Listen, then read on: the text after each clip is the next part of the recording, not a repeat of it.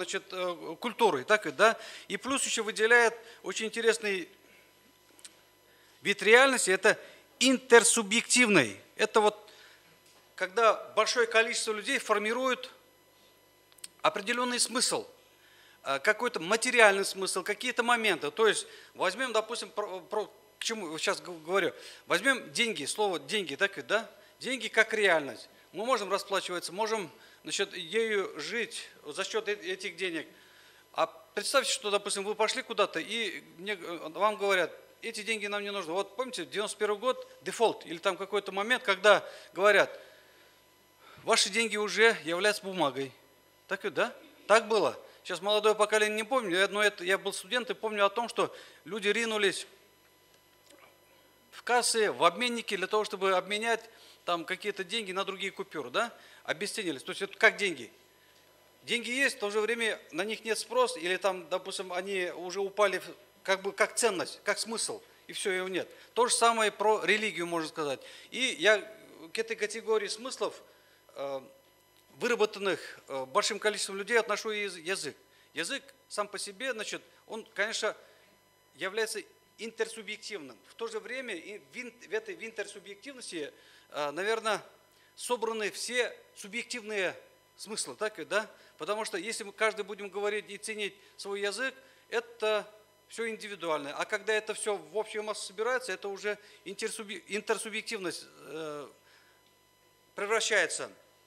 В то же время, вот, если говорим о том, что вот языки начинают исчезать, они начинают терять смысл, они начинают терять ценность. Это с точки зрения глобального мира, может быть, это хорошо. Может быть, глобальному миру это как-то без разницы. Есть один язык, есть другой язык, но в то же время вот эта субъективная реальность говорит, нет, не все так просто, давайте сохраним. И вот эта индивидуальность, допустим, да, в массах, 1 миллион, 1,5, 2 миллиона, это вот как раз и ограничивает быстромоментное превращение, потерю смыслов как раз языка. Вот здесь написал, по моему мнению, исчезновение языков – это угроза не только для носителей, но и для них. Это большая трагедия и потеря уникальности культурной самобытности, потеря наследия своего народа, ну и для всего мирового сообщества. Исчезновение языков приводит к безвозвратной потере человечеством важнейших культурных знаний, в том числе исторических и духовных ценностей. Тут посмотрите, пожалуйста, по поводу признаков исчезновения языков. Это как раз определило ведомство Алексея, ЮНЕСКО определило, поэтому 9 признаков, не буду в целом говорить. Мы хорошо знаем, что в Российской Федерации действует ряд нормативно-правовых актов, начиная с нашего основного закона Конституции, гарантирующий право всем народам России сохранения родного языка, создание условий для его изучения и развития. В то же время я хочу немножко отойти в сторону и сказать о том, что профессор Казанский в своей лекции говорил о том, что когда, ну вот, в общем, одним словом, когда мы с вами 1 июля голосовали за изменение в Конституцию Российской Федерации, в тексте бюллетеня были ошибки орфографического и стилистического характера. И эти ошибки говорили о том, что как мы ценим русский язык. Так, да, интересное явление. Вообще, вот так, если вот так, с точки зрения логики и взаимоотношений, скажем, представителей власти и языка как феномена. И вот прописаны необходимые нормы, и в законе об образовании в Российской Федерации сформулирован механизм выбора языка, образования и изучаемых родных языков, в том числе русского языка как родного, государственных языков Республики Российской Федерации. В прикладном документе по реализации закона об образовании федеральных государственных образовательных стандартах мы ежесекундно сталкиваемся с этими стандартами, поэтому об этом сейчас будем говорить. Достаточно широко обозначены задачи по сохранению и развитию культурного разнообразия и языкового наследия многонационального народа России, обеспечение права на изучение родного языка. Статистика говорит о том, что языки исчезают. Вообще известно, что Россия входит в число стран с самым высоким в мире языковым многообразием. Евгений Иванович об этом говорил. Почти Ага, вот хорошо. Так, кстати, вот это нормально. Это нормально, очень хорошо это. Вообще классно. Будоражит, в тонусе держит, да. Конечно, мы базовые вещи говорим. Базовые вещи сегодня говорим, завтра будем говорить, вчера говорили. Они не меняются, проблемы не меняются. Поэтому, если мы не будем говорить, сегодня, завтра, послезавтра тоже, ну, о нас никто не вспомнит, так и да. Поэтому мы будем говорить, может быть, одно и то же. Для него это не интересно, для основной массы это интересно. Значит, но обучение ведется только на 30 из них, и учатся на своих родных языках лишь небольшая часть детей, принадлежащих к этническим меньшинствам. И в основном это учебники начальных классов. Аналогичная ситуация и в нашей республике. В соответствии с последними изменениями, внесенными в Федеральный закон об образовании в Российской Федерации, преподавание и изучение родных языков государственных республик, значит, в школах организовано с учетом запросов обучающихся родителей или законных представителей несовершеннолетних обучающихся. Так.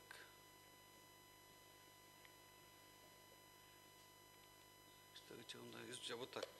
Передача ответственности за сохранение национального языка родителям привело к тому, что лишь за 1 год количество изучающих родной чувашский язык уменьшилось почти на 30%. Подумайте сами, пожалуйста, коллеги, над чем есть поработать. Неутешительность ситуации в целом можно проследить по переписи населения. Значит, например, об этом говорила Александра Петровна, не буду обозначивать эту ситуацию. Тут и причина в демографическом спаде, рождаемость, значит, у нас падает, и, соответственно, деэтнизация происходит, о чем говорит постоянно Николай Иванович Егоров. Значит, в основном чуваши, как было сказано, мы являемся билингвами, 98%. 2%, значит, это пожилое население, которое, может быть, просто не знает. Так ведь, да? А? 1,5 даже, вот так, да. Значит, и, соответственно, когда мы ставим перед человеком, вот мальчик, девочка, он пришел сюда и говорит, какой у тебя родной язык?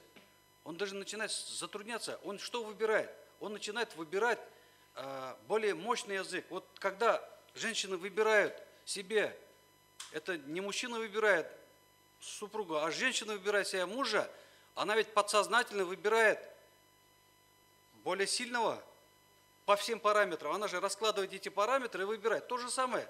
Мальчик, девочка тоже подсознательно начинает выбирать язык, где ему комфортнее. Соответственно, это может быть не в первом поколении, это, вот, допустим, вот уже на втором плане начинает отходить чувашский язык, но уже в каком-то в другом моменте вот сразу начинает отходить язык на второй план. Так. Поэтому, значит, вот этот момент, когда нужно выбирать родителю, и когда государство говорит, вот вы определяете государственную политику в области языка. Это, я считаю, неправильно, потому что у нас есть какие-то определенные культурные задачи перед населением, перед самим собой, и где мы должны, по большому счету, вот, настаивать на том, что выбирал. Ведь согласитесь, что я вот убежден в этом, на примере своих детей. Обучение – это усилия недобровольные, это усилия как насилие, в хорошем смысле. То есть мы заставляем, так ведь, да? Это же недобровольность. Домашняя работа надо заставлять, пока ребенок не привыкнет. Заставлять.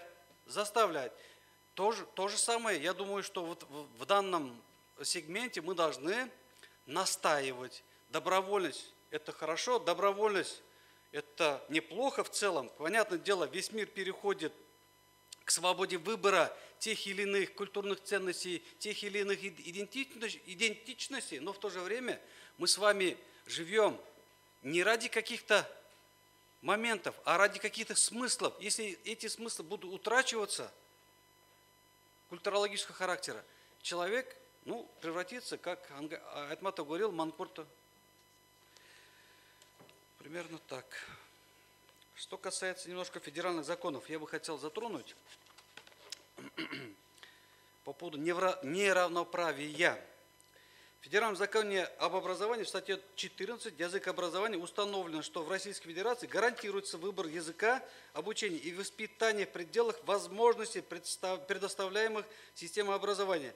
Не надо проводить лингвистическую и юридическую экспертизу, чтобы установить, что формулировка «в пределах возможностей», предоставляемых системой образования, значительно сужает конституционное право народов на сохранение родного языка, создание условий для его изучения и развития.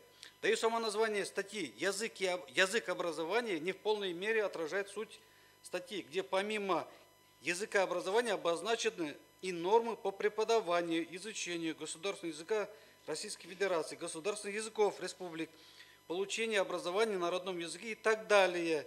Думаю, что одна из проблем кроется в том, что путается и сам законодатель, четко не обозначены понятия языка образования, изучения языка и преподавания языка. Вот частный пример. Обратился ко мне один наш великий юрист Егоров. Говорит, внука хочу отправить в садик, где язык преподавания чувашский, в Чебоксарах. Значит, мы прозондировали, промониторили всю ситуацию. Значит, к сожалению, ни в одной группе в образовательных учреждениях города Чебоксары не ведется образовательная деятельность на чувашском языке. Я сейчас ему боюсь звонить, мне стыдно за это, по большому счету. Как будем выходить из положения, я пока не знаю.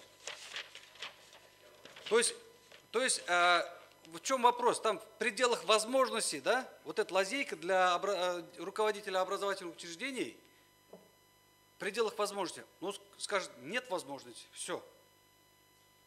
Вот, знаете, это вот как раз вот этот субъективизм начинает играть роль объективности. Федеральный государственный образовательный стандарт дошкольного образования действует с 1 января. Так, сад какой-то. Да. Значит, 2014 года. В стандарте в пункте 1.9 обозначено, что образовательная программа дошкольного образования реализуется на государственном языке Российской Федерации. Далее подчеркнуто, что программа может предусматривать возможность реализации на родном языке их числа языков народов Российской Федерации. Обращаю внимание на то, что норма Конституции гарантирует право на сохранение родного языка и норма Федерального государственного образовательного стандарта дошкольного образования программа может предусматривать возможность реализации на родном языке неравнозначно. Юристы и здесь, так и да. Георгий Лукьянович знает.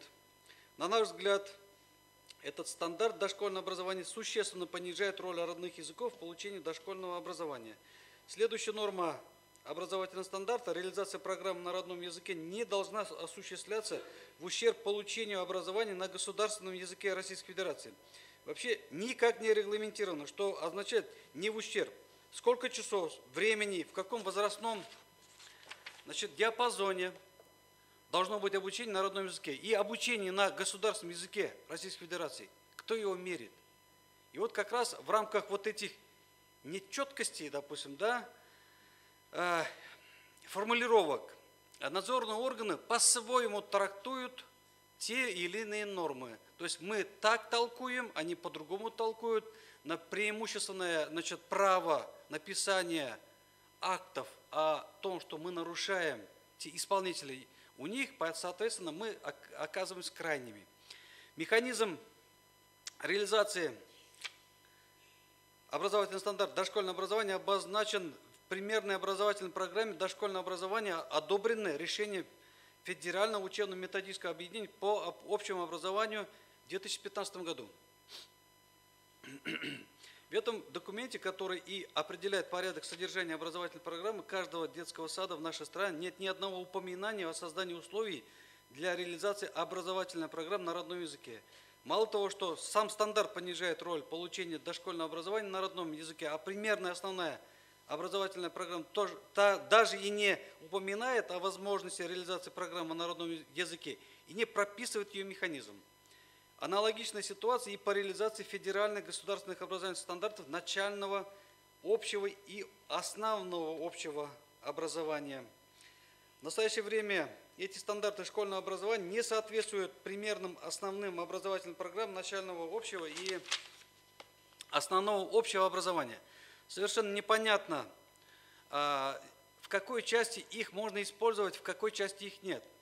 В проектах федеральных государственных образовательных стандартов начального общего и основного общего образования в перечне предметных областей не обозначены государственные языки республик, а в разделе «Требования к результатам освоения основных образовательных программ» предметной области родной язык и литература появляется понятие «государственный язык республик Российской Федерации». Необходимо привести в соответствие разделы. Особенно важно соответствующие позиции закрепить в разрабатываемых в настоящее время примерных основных образовательных программах. Необходимо вернуться к опыту советских времен, когда имелось несколько вариантов учебных планов, отвечающих разным языковым ситуациям в республиках. Ну, если говорить по поводу включения учебника по родным языкам в федеральный перечень учебника, вот буквально сегодня посмотрели с нашими специалистами как раз этот перечень, 15 национальных республик и народностей включили свои учебные пособия в реестр учебников. К сожалению, пока у нас все дело тормозится, к сожалению, еще раз подчеркиваю, потому что у нас Чувашское книжное издательство, оно выпускает хорошие издания, вот прям респект. Но в то же время, вот в нашем деле это пока очень большой тормоз. Мы с ним постоянно на эту тему очень жарко дискуссируем. То есть, опять-таки, возвращаемся к этим надзорным органам. Надзорные органы требуют с нас, чтобы мы работали по учебникам, не по учебным пособиям. Значит, а для того, чтобы для того, чтобы включить в реестр учебников наши издания, мы все сделали. Учебники издали. Вот 9 класс, буквально, Юрий Михайлович, Анна Семеновна, большое спасибо. 9 класс, чувашский язык, сейчас буквально в Алезе при воде. Герон Телукянович, литература. Таймабуш, Сирия. Телензай Малалай. ЭФУ сделали. ЭФУ. Вот чего не хватает, тот чем уж здесь, так и, да, Андрей?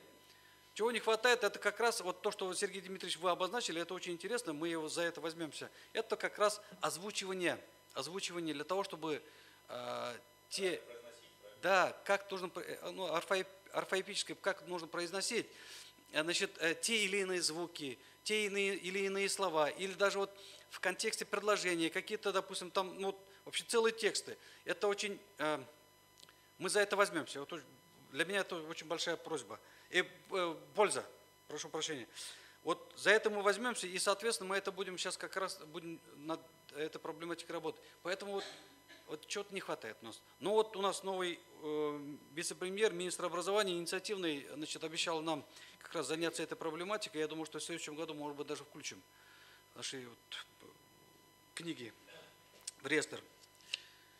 Так, вот примерно так, коллеги. Значит, это касается тех проблем, которые есть преподавание. Да, мы мирная нация, народность, очень.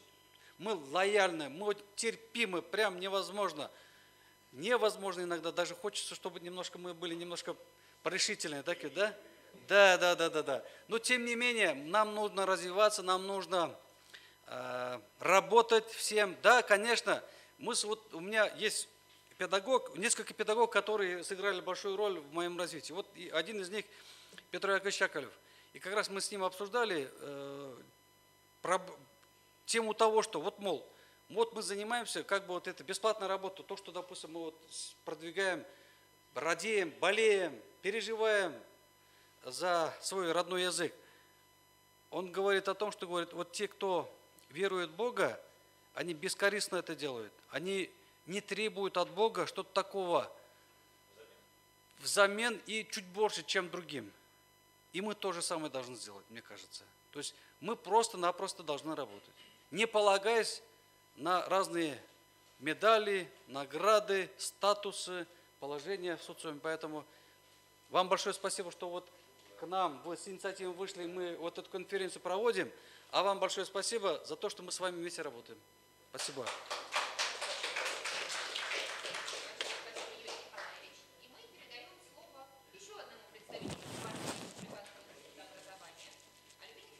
Мышкиной, ведущему научному сотруднику.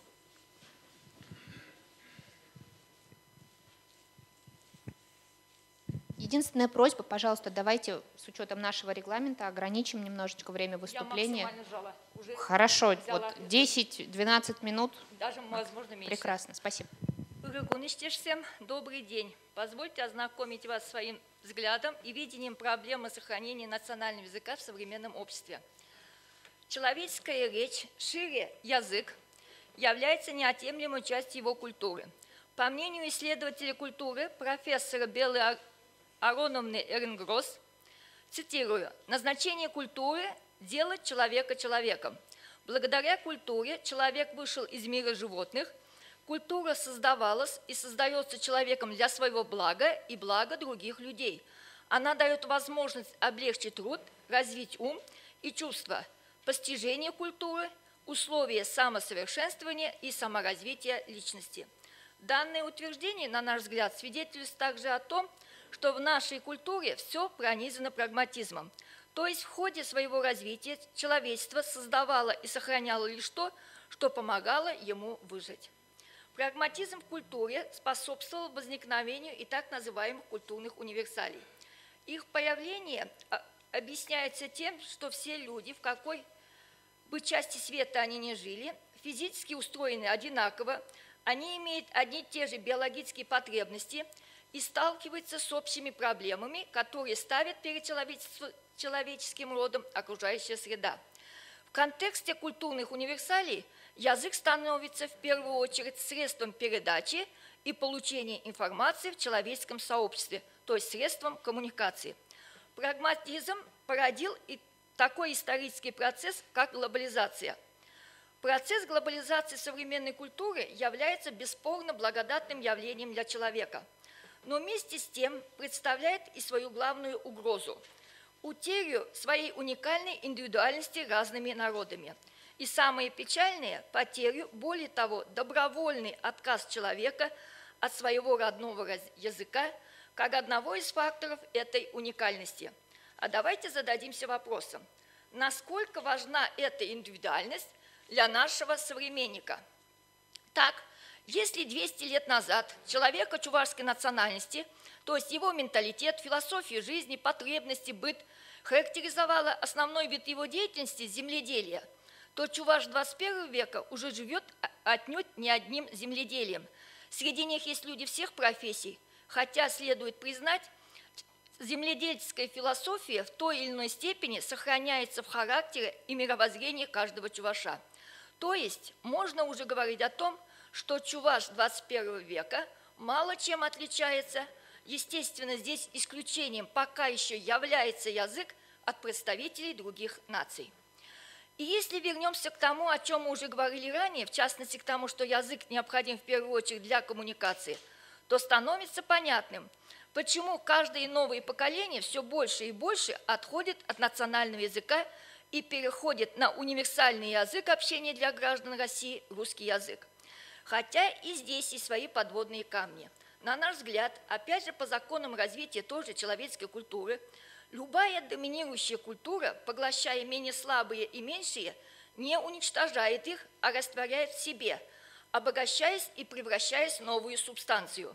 Наши наблюдения позволяют нам утверждать, к примеру, что русский язык, функционирующий на территории Чувашии, это далеко не русский национальный язык, а синтез русского литературного и чувашского языков, который отличается и своим лексическим составом, и орфоэпией.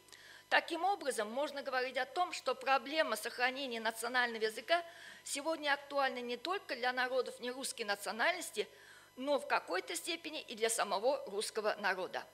Человеческая культура родилась вместе с появлением человека и погибнет она с исчезновением последнего человека. То же самое нужно сказать о национальной культуре вообще и языке в частности. К примеру, в России проживают сотни народов и народностей, однако многие из них находятся в категории вымирающих. Как правило, под угрозой полного вымирания оказываются те народы, которые мало используют свой язык в качестве общения. То есть в данном случае вымирает не народ, не люди, а представители разных национальностей, добровольно отказываясь от использования своего родного языка, способствуют гибели национальной культуры. Человек остается, а язык и культура народа умирают. По нашему убеждению, хранителем языка и традиций в первую очередь должна выступать семья. В качестве примера можно вспомнить многонациональный Северный Кавказ, где смешалось множество языков и народов, но им удается все же сохранять свой родной язык, в основном благодаря семье, где они строго говорят на своих языках. К сожалению, в других регионах России стремление сохранить язык и традиции своих предков не столь однозначно. Чувашская интеллигенция, к примеру, уже не один десяток лет с высоких трибун горячо призывает к сохранению родного языка и культуры. Однако, на наш взгляд, это лишь пустые слова, не подкрепленные делом. Для очень многих национальный вопрос – это имидж, возможность продвижения по карьерной лестнице, получения ученых степеней и различных наград. Потому что у большинства подобных ораторов их собственные дети и внуки не знают, не говорят, и самое печальное, не желают вообще что-то общее иметь с чувашским языком. Жизненные ценности родителя для этих детей и внуков не имеют никакого значения. При таком положении дел так и хочется спросить у таких защитников национального: и для кого же вы хотите сохранить язык? Для детей строителя, сантехника, тракториста Ивана Ивановича? Однако ведь строитель, сантехник, тракторист Иван Иванович, их дети живут в одном обществе с этой интеллигенцией, воочию видят их отношение к чувашскому языку и абсолютно не хотят видеть в себе в этом плане ниже сливок общества. Очевидно, в вопросе национального языка многие пламенные борцы придерживаются двойных стандартов. Один для моих детей – это русский язык, другой для детей соседа – это чувашский язык. Сегодня в национальном вопросе, на наш взгляд, сформировалась дилемма, которую можно выразить фразой: «Низы не хотят, верхи не могут». Если мы действительно хотим изменить ситуацию и все же хотим попытаться сохранить национальный язык для наших потомков, все изменения нужно начать в семье. Каждый патриот национальной культуры должен в первую очередь своей собственной семье, своим детям прививать любовь к национальному, сделать для них нормой общения на родном языке. Личный пример эффективнее всех лозунгов и призывов с высоких трибун. К сожалению, подобный вариант развития сложившейся ситуации маловероятен, а реальность не вызывает большого оптимизма. Следует признать, что сегодня отказ от национального языка и переход на язык межнационального общения русский – это непреодолимый факт. Более того, это в какой-то степени необратимый процесс, и само стремление остановить его – это преступно, потому что оно будет мешать прогрессивному развитию как отдельного человека, так и всего общества. Вероятно, некоторым решением может стать, если мы сможем ответить на такие вопросы подрастающего поколения, как: зачем нужно знать и сохранять родной язык? И что дает знание родного языка? Ответить аргументированно, обосновывая практическую роль родного языка в их жизни. И таким образом зажечь в них желание использовать в общении свой родной язык и передавать его своим детям. Естественно, ответственность за сложившуюся ситуацию можно полностью переложить на различные госучреждения, садик, школа, вуз, учреждения культуры и на отсутствие соответствующих законов. Но, на наш взгляд, никакие законы не будут работать, если не будет желания у самих представителей нации, самое главное, у ее большей части, сохранять и развивать свою культуру. Резюмируя наши размышления о роли национального языка в современном обществе, о возможных путях его развития в сегодняшних социокультурных условиях, выделим два значимых момента. Первое. То, к какому положению мы сегодня пришли в вопросе языка, это естественный ход развития человеческой культуры. В современных условиях полностью сохранить язык и традиции народа возможно лишь вследствие полной самоизоляции от внешнего мира. В ином случае, вероятнее всего, придем к новому состоянию, которое можно обозначить как русскоязычная национальность, то есть русскоязычный чуваш. Второе. Национальный язык нельзя искоренить, пока сами носители, пусть даже очень мало их количество, будет использовать его хотя бы в коммуникации. И здесь нужна целая система, которая помогала бы молодому поколению чувствовать себя частью национальной культуры. И семья, и школа, и вуз, и средства массовой информации, то есть все наше общество. И, естественно, законодательно-финансовая помощь государства. Но, тем не менее, самую главную роль здесь играет и будет всегда играть семья. Семья каждого из нас. Спасибо за внимание.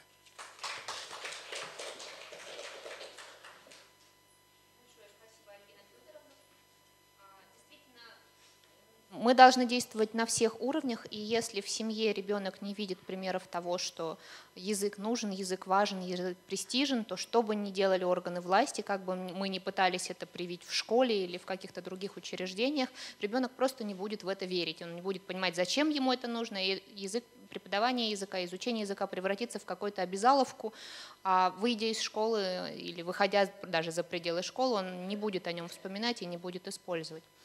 Я предлагаю передать слово следующему докладчику. Эдуард Валентинович Фомин, доцент кафедры гуманитарных и социально-экономических дисциплин Чувашского государственного института культуры и искусств, продолжит наше пленарное заседание докладом на тему миноритарных языков в образовательном пространстве. Хизеприл дашсе, мурагун булдыр, тухса галаш молодерште, килзе галажас термер. Терсебе ибир баян калаза брага нумайш уже куда раньше интерле черде щекление, сети явно, чан бадав худа нумай смазр, кайрамар. Этнические культуры в эпоху глобализации столкнулись с проблемой исчезновения. Но мы с вами знаем, что это не первый этап глобализации. Например, распространение мировых религий, мы через это уже проходили. И вот сейчас мы столкнулись с другой проблемой глобализации, которая сказывается на всем и вся. Не только на этнических культурах, но и на флоре и фауне. И вот биологи уже убедили человечество бережно относиться к природе.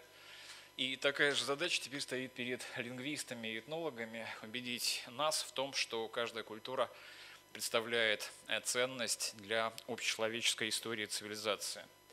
Получается пока плохо, как мы видим.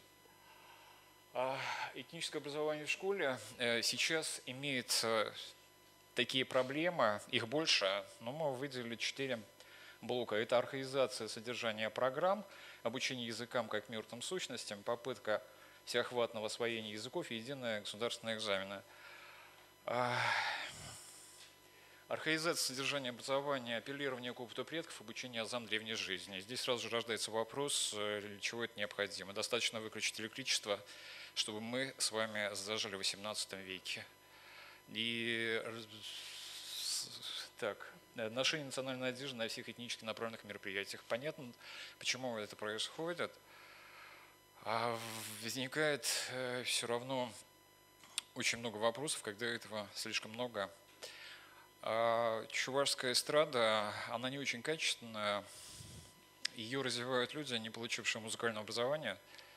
Но для того, чтобы спеть с высокой сцены на чувашском языке, артисты обязательно надевают чувашскую одежду.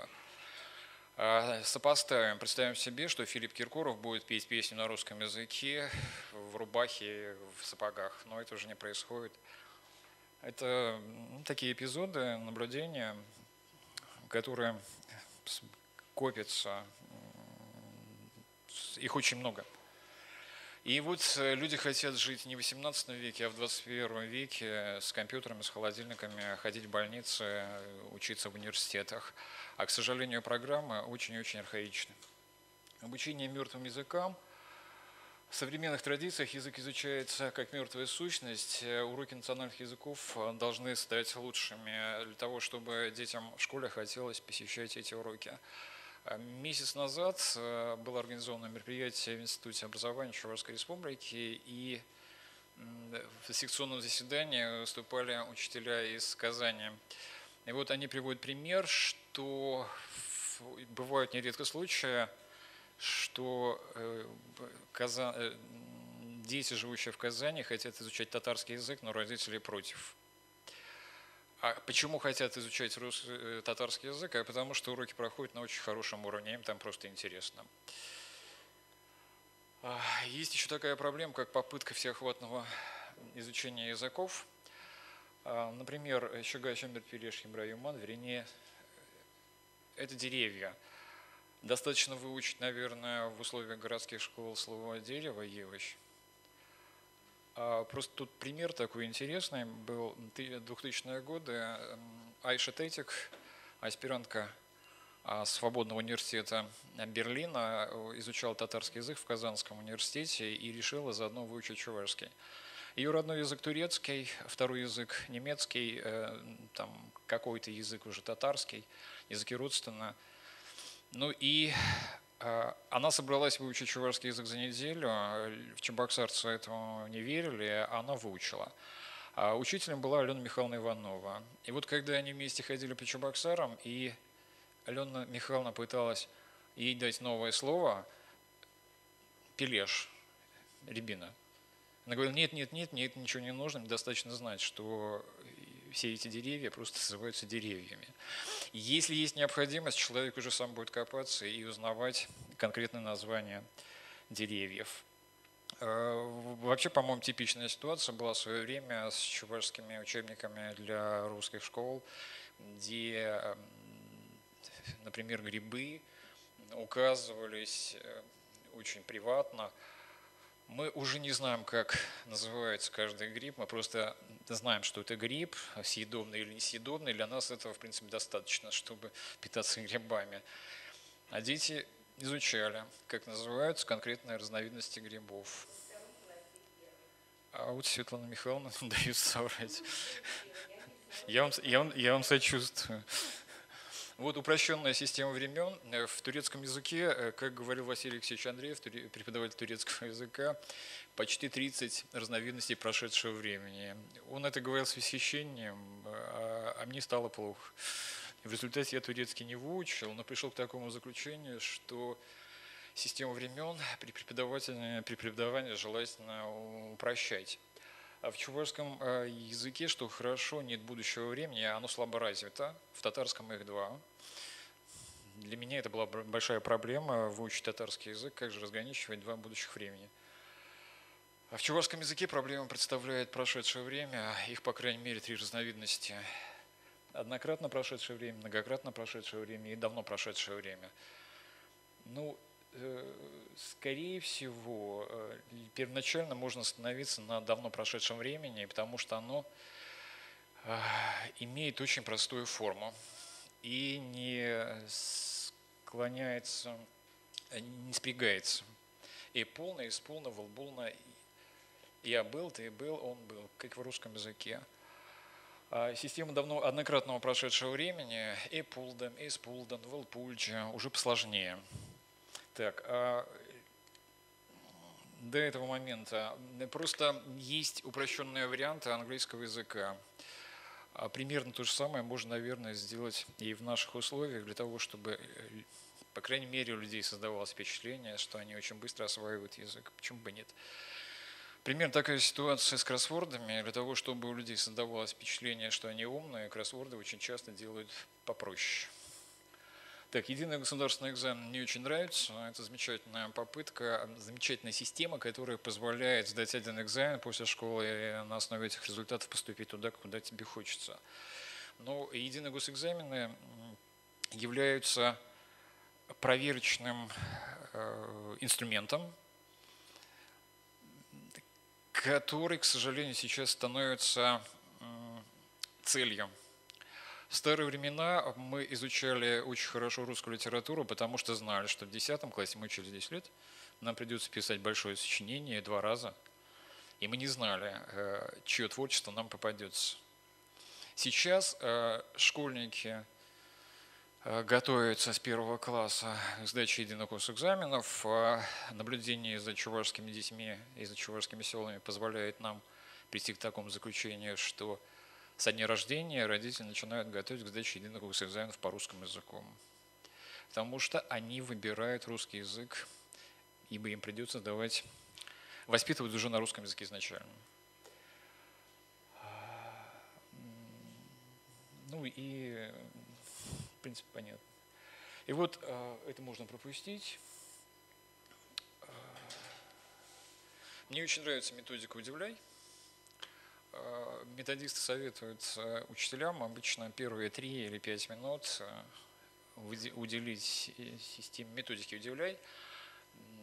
При изучении каждой проблемы можно найти такие аспекты, которые позволят слушателей, детей удивить и заставить заняться углубленно этой проблематикой, лучше освоить материал. Кстати говоря, те же самые анекдоты, которые иногда учителя или преподаватели рассказывают школьникам, студентам, они преследуют именно такую цель, чтобы материал запоминался лучше.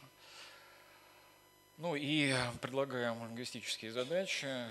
Составлял лингвистическую задачу я, но эти пропорции уже нерешаемы почему-то.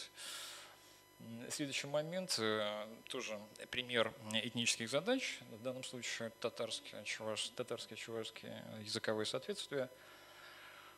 Первый абзац – это условия, а второй абзац – это уже само задание перевести на чувашский язык следующие слова. Обычно решается не так сложно. Родственные языки, что мы заметили, это уже чувашско-марийские языковые соответствия. Чувашские и марийские языки в меньшей степени родственны, чем чувашские и татарские, но задачи на чувашско-марийские языковые соответствия решаются гораздо проще. Почему-то. Ну и потом другая закономерность, которую я заметил. Чем выше образовательный уровень решающих задач, тем хуже они решают эти задачи.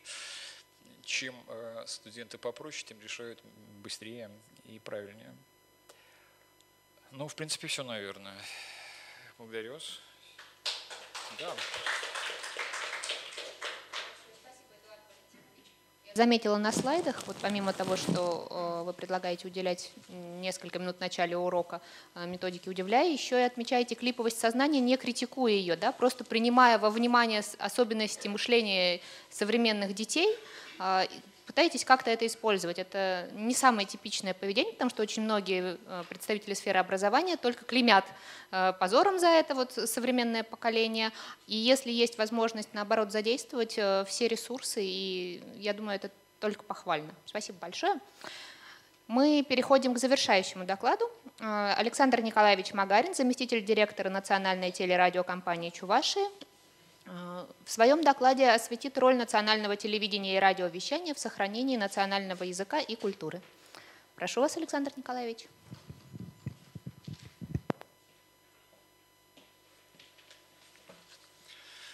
Урагун булдар таван марзем, палах таван челеге жинжен, таван халық шубы жинжен, хамыр таван жергебех калажас келет. Но майя же гундагельне зинжи шаплады батырышы, де анжақта перед паян хитр булу шаржив тенде жайын жедершті, жауынба вырысла калашма тавды тырмарыбира пурде, ну майя же гундезе. Хотя наша конференция, она называется, по сути, именуется «Роль государства и гражданского общества в сохранении чувашского языка», мы все понимаем, что мы сегодня говорим не только о сохранении, а прежде всего, наверное, о судьбе, о дальнейшем развитии нашего родного языка. По крайней мере, национальная телерадиокомпания видит свою первостепенную задачу именно в этом. Не только в сохранении его в наших бесценных фондах, разножанровых передачах, но и содействии активного использования родного языка в повседневной жизни. Правительство республики, когда вот учреждали, мы организовывали нашу телерадиокомпанию, ставило перед нами три основные задачи. Первое – это, конечно же, оперативное и объективное информирование населения о социально-экономическом развитии республики. Второе – это создание национального телерадиофонда. Ну и третье – развитие языка, культуры народов, проживающих на территории Чувашской республики. Я здесь неспроста обратил внимание на слово «народов», потому что, ну, скажем так, некоторые особо активные представители национального движения обвиняют иногда нас в том, что мы до сих пор, хотя работаем уже 12-й год, не стали настоящей чувашской национальной телерадиокомпанией. А мы являемся по факту национальной телерадиокомпанией Чувашии. Согласитесь, это абсолютно две разные вещи, потому что мы также работаем в целях развития языка, культуры других народов, которые представлены в нашей Чувашской республике.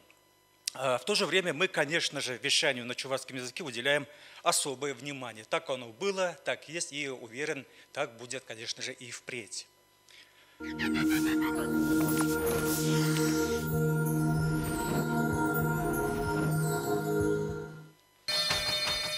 Ибир перле, тархом шинче.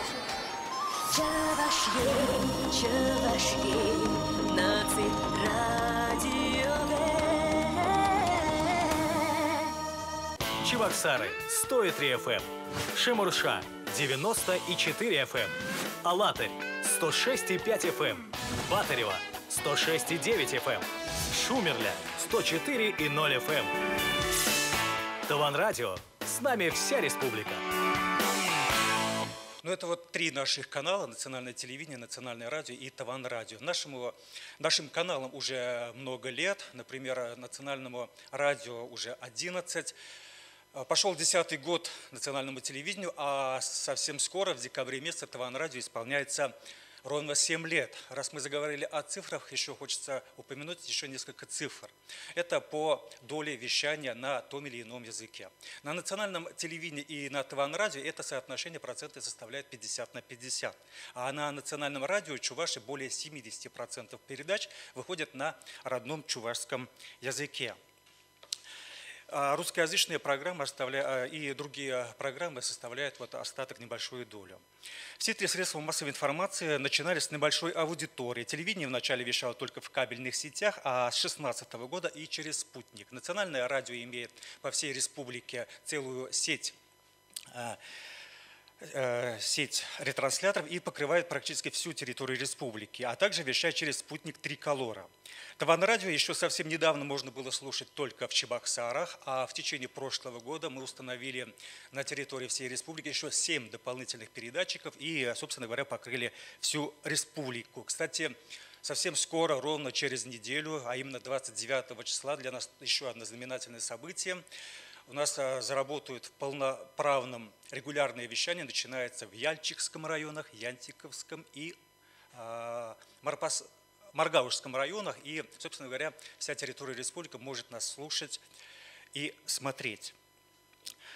Добавим к этому, что все 3 средства массовой информации, которые создает наша компания, практически с первых дней транслируются в сети интернет. А это делает нашу работу доступной практически во всех точках земного шара.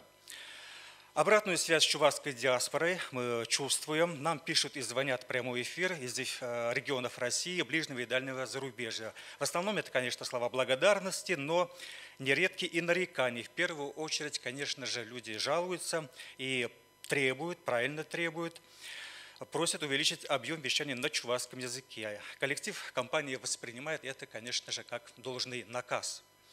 Основу эфира составляют 3 направления: информационное вещание, тематические передачи и музыкально-развлекательные программы. Выпуск новостей.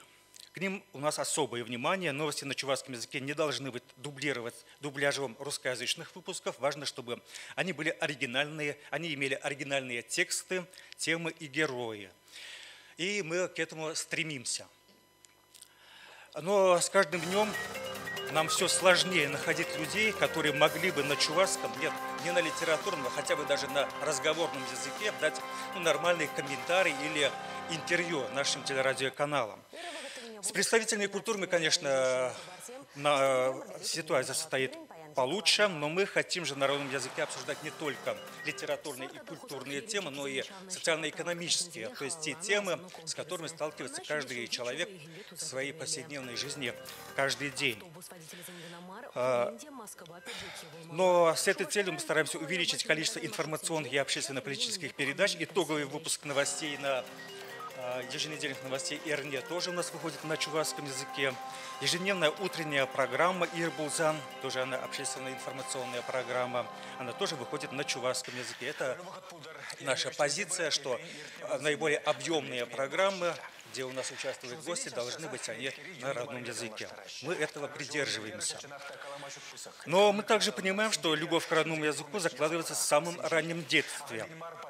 На национальном телевидении и радио с момента их создания выходят передачи для детей. На радио они звучат почти каждый день, но на телевидении, к сожалению, намного реже. Они выходят в эфир всего-то несколько раз в месяц. Но раньше у нас только были передачи для детей на русском языке. Слава богу, вот начиная с прошлого года мы возобновили передачи детские на чувашском языке. Они выходят под названием «Шелдарджиксем», и в них ведут эти передачи, конечно, сами дети. Они сами пишут сценарии и представляют свои материалы в нашем эфире. Но почему мы мало делаем телепередачи на чувашском языке? Но пока это то, что хватает наших ресурсов, к сожалению.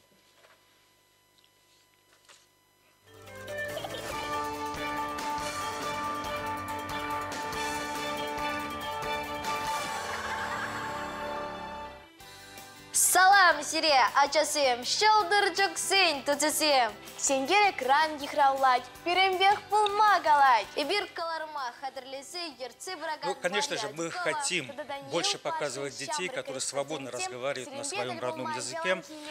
Но это мы понимаем, что, несомненно, побуждает у сверстников интерес к изучению родной речи. Очень надеемся, что новая республиканская программа по сохранению и развитию чувашского языка, который сейчас вот разрабатывается по поручению главы Чувашии Олега Николаева, поможет нам в этом.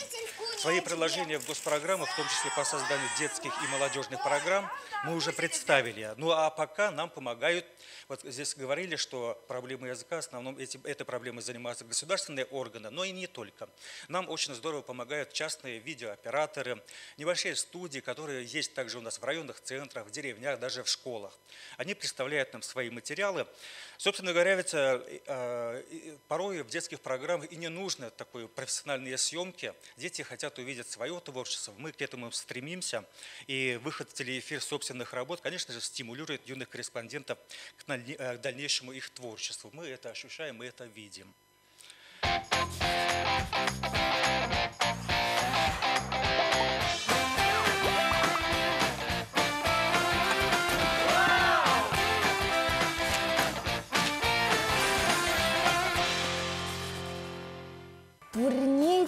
Ну, это вот еще один проект. Проект называется «Учим чувашский». Он создан при поддержке Мининформполитики Чувашии. Он стал своего рода таким даже учебным пособием для тех, кто желает изучать язык или повысить уровень владения им. Эти видеоуроки успешно используются в учебных заведениях и даже в частных лингвистических школах.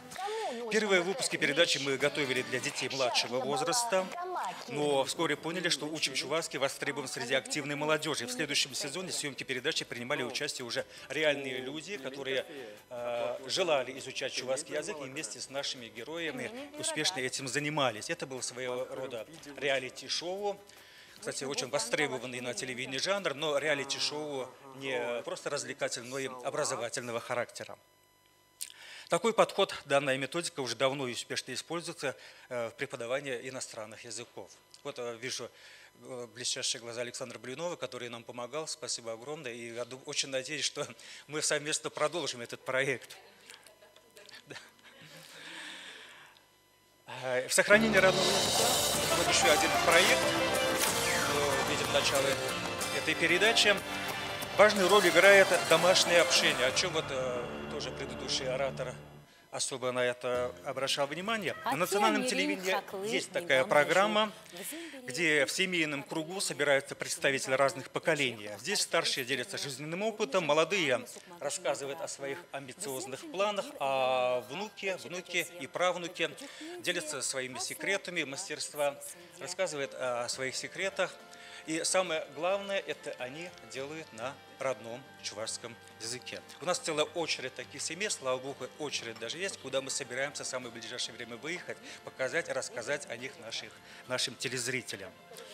Говоря о миссии национальной телерадиокомпании, вспомним, что на нас лежит ответственность за формирование государственного телерадиофонда. За эти годы мы создали десятки тысяч передач о выдающихся людях и важнейших событиях Чувашии, записали сотни спектаклей наших ведущих театров. Есть у нас и специальный проект, который называется «Ылтын Щупчерень» – «Золотой ларец», то есть бесценный фонд национального культурного багажа. Давайте посмотрим, что это из себя представляет проект. Наверняка многие присутствующие видели эту программу.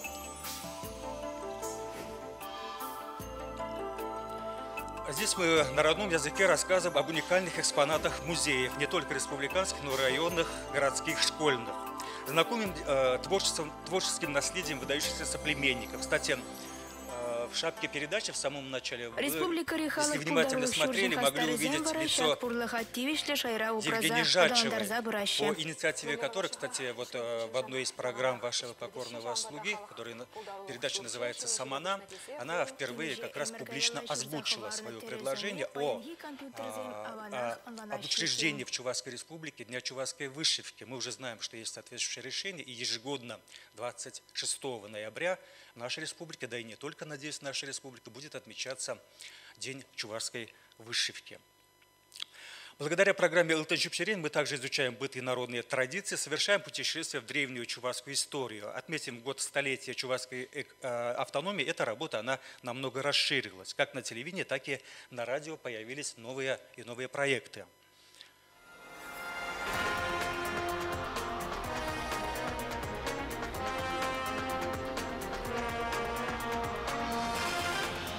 Аналогичная программа на русском языке под названием «След в истории», она уже выходила у нас не первый сезон, но теперь у нас есть на чувашском языке передача, которая рассказывает о нашей древней истории в том числе. Такие программы, они не только интересные и познавательные, они еще сближают людей. После каждой премьеры мы получаем множество откликов с благодарностью, пожеланиями и новые темы от зрителей и слушателей. Особенно активны, конечно же, наши радиослушатели. Во время любых прямых эфиров не умолкают звонки в студию. Если раньше в основном это были поздравительные заявки, сейчас у нас наши зрители, мы чувствуем, что они готовятся к этому звонку, вникают в наши темы и становятся полноправными, активными участниками наших программ. Но плюс еще очень хочется добавить, они благодарят наших ведущих за то, что они помогают нашим слушателям вместе изучать, по-новой изучать свой родной язык, который они, к сожалению, за какое-то время уже успели подзабыть. Согласитесь, вот эта благодарность, она действительно дорого стоит. В своих пожеланиях, а иногда в требованиях телезрителей чаще всего указывают на наш скудный фонд художественных фильмов на чувашском языке, отсутствие мультфильмов для детей, о чем-то уже говорили. Но наша национальная телерадиокомпания, она все-таки является средством массовой информации, а не киностудией. Поэтому в этом плане у нас действительно ограниченные возможности, но мы стараемся делать телевизионный эфир интереснее и качественнее. Активно сотрудничаем, в частности, государственной студией «Чувашкино», частными производителями видеоконтента, чувашскими театрами, государственной филармонией. Уже есть у нас и совместные проекты. Вот, например, один из них.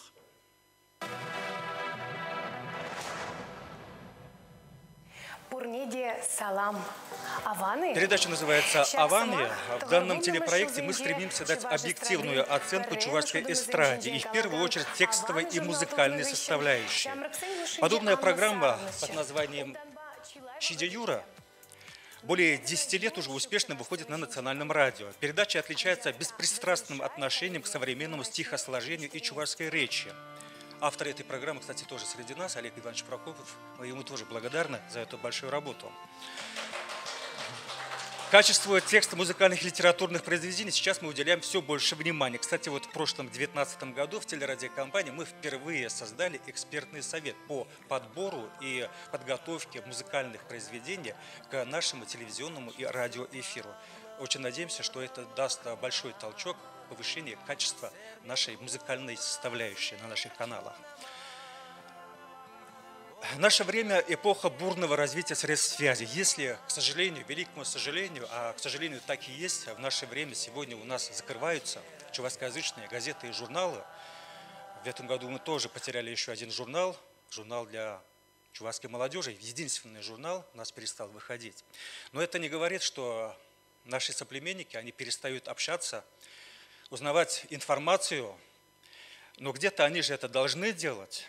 Поэтому это делается прежде всего перед телеэкранами, на радиоволнах, в социальных сетях. Не могут, но смогут ли они это делать на родном чувашском языке? Вот в чем вопрос большой. Значит, большая ответственность ложится и на нас, на электронные средства массовой информации, и, конечно же, на тех, кто ведет свои блоги на родном чувашском языке, кто ведет социальные сети. Они таковые, к счастью, тоже есть среди нас. Меньше чем через полгода у нас очередная всероссийская перепись населения. Мы хорошо помним, что за период 2 прошлых переписей наш народ потерял четверть своей численности. Несколько лет назад, когда эксперты ЮНЕСКО отнесли чувашский язык исчезающий, мы на нашем телеканале выпустили социальный ролик. Но потом мы его сняли с эфира, посчитав, что не стоит, наверное, нести в массы такой пессимизм. Но поскольку здесь вот мы собрались люди здравомыслящие, понимающие что-то в этих вопросах, я хотел бы вместе с вами посмотреть этот ролик и, может быть, даже вы высказали свое мнение. Пожалуйста. Тенджере улда бинджелье. Шулзерень вазенжень ширин билегеже янрама брагать. Аслы ыру хыйн ажизембе тыван чельхибе калашма брахсан чельхи вильня деме булать. Юлашки ширавдырых расшире 1 миллионда твачыр вадыр билик чаваш пурынать. Вазенжень вадыр проценже тыван чельхибе калашмасть. Кашни жул чаваш ежинжень ширин биликпин шинжагать. Паян немінде улжын мазан, аллы вижу жулдан шершинже пір чавашта юлме. Bir день кашней чаваш чельхине упразах варма булдарать. Пока мы не знаем, на каком месте мы окажемся в 2021 году, может быть, это и не важно, какое место мы займем. И все-таки это не спортивное соревнование, не чемпионат мира почему-то, да, но все же не хотелось бы смириться с тем, что вот именно мы, сегодняшнее поколение, стали бы тем слабым звеном в той длительной цепи, которая нас связывает с нашими потомками. Вот именно поэтому для Национальной телерадиокомпании сохранение и развитие чувашского языка не является какой-то временной кампанией, а каждодневной, кропотливой работой. Спасибо за внимание.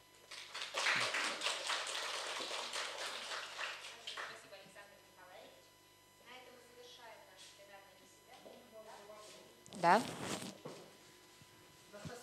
Я хотел бы озвучить такой вопрос. Мы все услышали выступление Юрия Николаевича. Было прекрасное выступление, мы слушали очень внимательно. Я бы хотел сформулировать такой вопрос. Современная система школьного образования в России основному курсу отводит 5 лет обучения и 4 года в начальной школе. Вот встал вопрос. Учить родной чувашский язык всем или 2 года? Родители написали заявление. То есть они хотят, чтобы их дети обучались родному языку. И вот теперь, стало быть, это все законно. Значит, необходимо создать все условия. Таким образом, для того, чтобы создать условия, мы должны для них обеспечить, первое, обучение в школе не менее 3 часов языку. Получается таким образом, есть школы, где не только 3 часа, это как максимум, минимум 2 часа.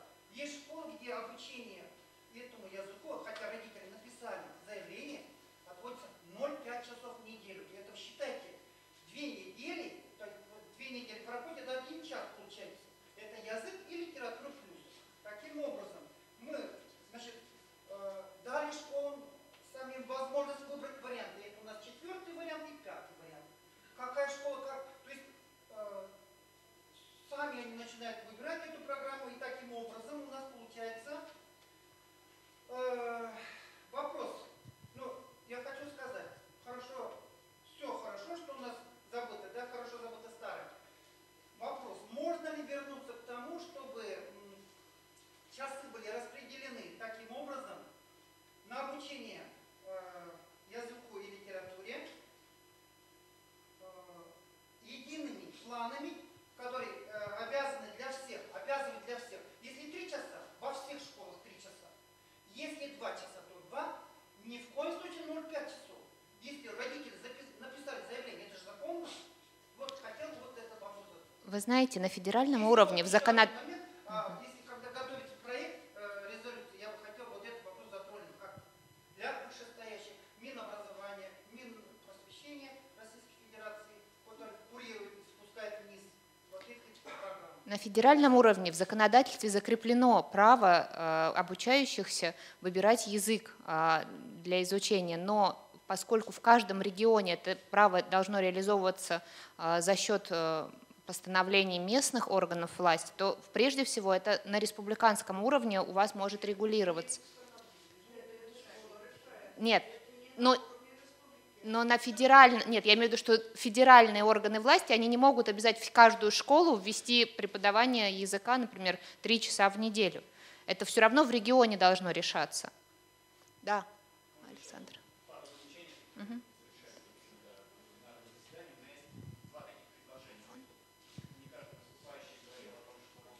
Слышно? Дайте микрофончик, пожалуйста.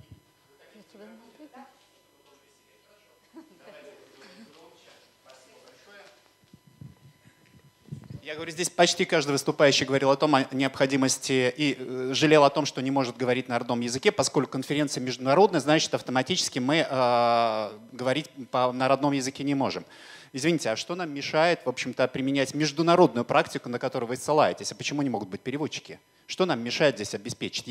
Это моя профессиональная деятельность, моя лично, да, то есть я работал в бюро переводов, организовывал, и я считаю, что это несложно. Есть разные формы перевода, а почему бы не сделать? Ну, в рамках этой конференции, конечно, это сделать сложно, но, тем не менее, на будущее, почему бы делать это такое, тем самым мы показываем равнозначность языков. И здесь, например, представитель, из Марийской республики, если у них есть возможность, он говорил на родном языке, кто-то бы переводил на русский, ну, в данном случае международный язык, да. Я не думаю, что это сложно сделать. Это требует большего внимания, большей вовлеченности в процесс организации, но это вполне реально. Второе замечание, ну, не замечание, предложение, скорее всего, прошу прощения, если говорю замечание. На самом деле, если сейчас спросить, кто здесь у нас по профессиям, да, у нас здесь, наверное, ну, 80% это лингвисты, филологи и так далее. Мы к кому вообще обращаемся? Да? То есть мы хотим что, чтобы изменилось? То есть какие-то вопросы, к чему это мы, в общем-то, все ведем, наши дискуссии здесь и так далее. Если мы хотим, чтобы как-то мы были услышаны, я понимаю, что очередная конференция, на это никто обычно не обратит внимания. Естественно, каким-то образом здесь очень важно, чтобы были и представители каких-то других профессий, да, которые тоже могли бы участвовать в формировании, ну, если по большому счету, языковой политики. Почему здесь или почти нет юристов, может быть, я ошибаюсь, или почему здесь нет, например, бизнесменов, которые могли бы выделить какие-то определенные деньги, или они в это не верят и не считают это неважным, или еще какие-то есть причины. Депутаты, к которым мы апеллируем, мы считаем, что они должны. Я, конечно, понимаю, что мы не можем их заставить сюда прийти, да, то есть это не тот формат. Но, может быть, приглашать и, может быть, давать слово, что они думают по всему этому, да, то есть, мне кажется, это было бы очень важно. Междусобойчики учительские, междусобойчики, ну, мы знаем, да, то есть по Берну там это психология, да, то есть игры, в которые играют люди, в которые играют игры, это называется игра оранжерея. Мы примерно играем в эту игру сейчас. Все, мои замечания, в общем-то, я высказал свои замечания. Спасибо.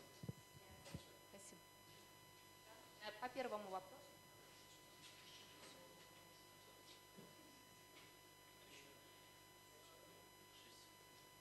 Хорошо.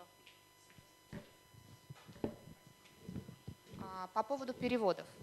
Я хотела бы уточнить. Мы, как организаторы, рассматриваем вот этот комплекс мероприятий все-таки как все российские мероприятия. Да? Когда мы проводим конференции международного уровня, например, в прошлом году в Якутске с участием более 60 стран, естественно, там обеспечивается синхронный перевод. Поскольку это региональные мероприятия, в каждом регионе свои, и большинству из присутствующих это все понятно, в силу, в том числе, ограниченности бюджета, мы не предусматривали синхронный перевод в Чувашии на чувашский, марийский и прочие языки соседних республик. Хотя, естественно, мы с чувашского на русский, с русского на чувашский, может быть. Это возможно сделать, если есть необходимые условия. Я надеюсь, все коллеги понимают, что вот сейчас в условиях карантина мы до последнего не знали, сможем ли мы вообще провести это мероприятие в онлайн-формате. И поэтому в том числе еще количество присутствующих в зале людей тоже ограничено. Мы не можем провести конференцию в таком масштабе, как нам хотелось бы. Это уже мы переходим ко второму вопросу. Да? Естественно, наши коллеги, соорганизаторы с чувашской стороны старались максимально охватить представителей различных сфер и приглашали. Все проблемы, которые вот Александр сейчас поднял, я думаю, могут найти отражение в итоговом документе конференции. Потому что когда мы проводили мероприятие на Сахалине, там началась работа над итоговым документом конференции, в которой в том числе представители коренных народов принимали непосредственное участие. И они вместе вырабатывали какую-то основу, в которую, естественно, еще будут в течение нескольких недель добавляться предложения, поскольку там отсутствует вот такая четкая стратегия, и исходящая от верховных органов власти региона, и затрагивающая все сферы. Там прежде всего нужно выстраивать вот эту вот вертикаль, потому что очень много делают на местах люди, власть в меньшей степени уделяют внимание развитию там, нивского и ультинского языков. Ничто не мешает вам в рамках этой конференции тоже предложить какие-то идеи, которые будут в итоге сформулированы в документе, с которым вы можете уже потом апеллировать, в том числе к органам власти, и к депутатам, и к частному сектору, и к общественным организациям. Будет прекрасно, если мы сможем вот так вот какой-то межведомственной группой рабочей все это зафиксировать. Да, естественно, все материалы конференции мы будем собирать и издавать в конце этого года. Да, вы можете переводные делать тексты. Когда мы проводим международные конференции, это всегда как минимум двуязычные материалы, английский и русский. Никто не мешает в регионе издать такой же сборник на чувашском. Я ответила на все вопросы. Угу.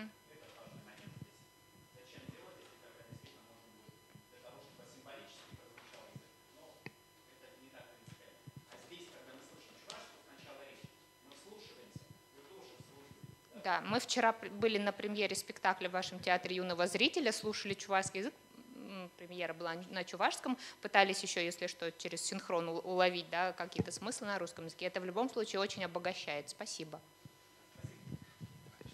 Так, теперь с некоторой задержкой, к сожалению, я передаю слово Марине Серафимовне Фединой, нашему эксперту из региона Коми, с которым, насколько я знаю, чуваши очень тесные связи. Марина Серафимовна, как руководитель Центра инновационных языковых технологий, выступит с публичной лекцией на тему «Корпус языка и электронная библиотека. Потенциал использования». Бурл лун донайортес. Завиним котенас паны давны и шорнитны шпашкарын. Комиков Елыш. Добрый день, дорогие друзья. Мне очень приятно здесь у вас встретиться снова. Я неоднократно была уже, пару раз, скажем так, в Шапашкарах. Правильно сказала? И мне очень приятно, насколько живо сейчас идет у нас общение, насколько живо идет речь. Я бы, прежде чем перейти к своим, скажем так, публичной лекции, можно пару комментариев к предыдущему вопросу, да? Насчет того, можно было синхрон или перевод сделать или нет, я думаю, что это нужно было сделать. Но это должны сделать были не организаторы с Москвы, а это должны были предложить здесь, на месте. Если мы хотим разговаривать на высоком уровне на своем языке, если мы хотим, чтобы наш язык звучал, мы должны хотя бы сделать движение какое-то. Если мы хотим, давайте бы предложили. У вас есть переводчики, которые владеют профессионально, даже не переводчики, а люди, которые профессионально владеют русским и чувашским языком. Я думаю, что есть. Аппаратура синхронная есть? Я знаю, что есть. Как нет? Вчера мы слушали синхронный перевод. Скажем так, вся та техника, которая там применяется в театре, я знаю, что она переносная, потому что мы сами, у меня просто тоже бюро официального перевода, и мы делаем вот такие синхронные переводы на разных мероприятиях, когда мы переводим с коми языка на русский и с русского языка на коми. И, например, в том числе сейчас у нас начало это применяться на заседаниях Госсовета. Интересно? Интересно. По-другому вопросы, которые вы вот сказали, нужно было бы собрать людей, но если есть желание, это нужно было сделать. Знаете, это достаточно сложно, когда по проблемным вопросам посадить и обсуждение проводить у людей с разными точками зрения, да? В этом году, например, я еще по роду своей деятельности руковожусь ткацким представительством МОД Комивойтер, это общественное движение Коми народа. И в этом году мы сделали беспрецедентное, скажем так, это мероприятие, что ли. Мы, во-первых, организовали круглые столы, пригласили туда разных представителей и органов власти, и депутатов, и юристов, и общественников, и людей с разными точками зрения, в том числе оппозиционных. Поставили вопрос, то есть тематические у нас круглые столы были, и на этих круглых столах мы организовали синхронный перевод, чтобы люди на разных языках, на коми и русском, могли общаться. Мы хотели посмотреть, как это подействует. Вот на коми человек разговаривает, ему чиновник отвечает сразу. В основном у нас чиновники не владеют коми языком, я думаю, здесь тоже такая ситуация. И сразу отвечает на вопрос по-русски. То есть он понимает, о чем идет, то есть беспрепятственное общение на двух государственных языках. И это было очень хорошо воспринято всем кругом. Можно сделать? Можно. Главное было бы желание. Извините, это эмоциональный отступ, потому что действительно вопросы задели у вас за живое, и это очень хорошо. А сейчас немножечко у нас времени на публичную лекцию.